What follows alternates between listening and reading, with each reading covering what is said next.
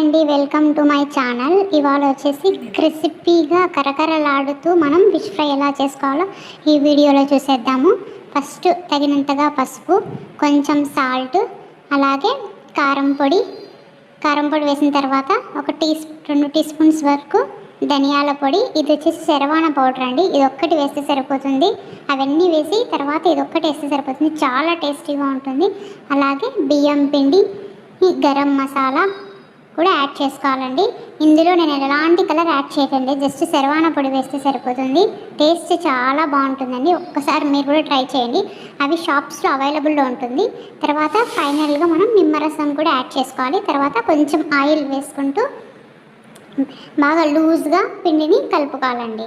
మళ్ళీ కొంచెం నేను వాటర్ కూడా వేసుకున్నాను. వాటర్ కూడా యాడ్ చేసుకొని అలాగా కలుపుకోవాలండి. చూడండి, నేను కలర్ ఏమీ యాడ్ చేయలేదు, అయినా కూడా కలర్ వచ్చింది. తర్వాత మనము ముక్కకు అన్నిటికీ పట్టించాలండి. ఒక్కొక్క ముక్క తీసుకొని మనం ఇలా ఆ పిండిలో ఇలా అంటే మనం మొత్తం అన్ని ముక్కలకి ఇలాగే సమానంగా చూడండి, అన్ని ముక్కలకు సమానంగా మసాలా అనేది పట్టుకుంది. ఇది ఒక 2 అవర్స్ వరకు డీప్ ఫ్రిడ్జ్లో పెట్టేసి మ్యారినేషన్ చేయాలి.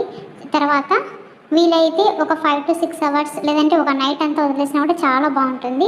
మ్యారినేషన్ చేసిన తర్వాత మనం ఆయిల్ బాగా హీట్ ఎక్కాలండి. హీట్ ఎక్కిన తర్వాత ఒక్కొక్క ముక్కను మనం నూనెలో వదలాలి. ఇది గ్రౌండ్నట్ ఆయిల్ అండి, అందుకే పైన ఎందుకో నురగా వస్తుంది.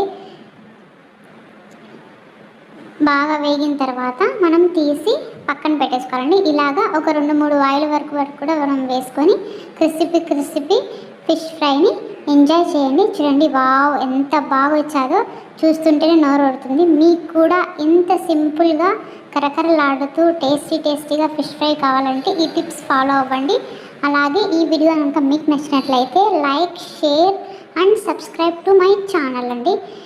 మీకు ఇంకా ఏమైనా డౌట్స్ ఉంటే, నెక్స్ట్ వీడియో ఏమైనా పోస్ట్ చేయాలనుకుంటే నాకు కామెంట్ చేయండి. బాయ్.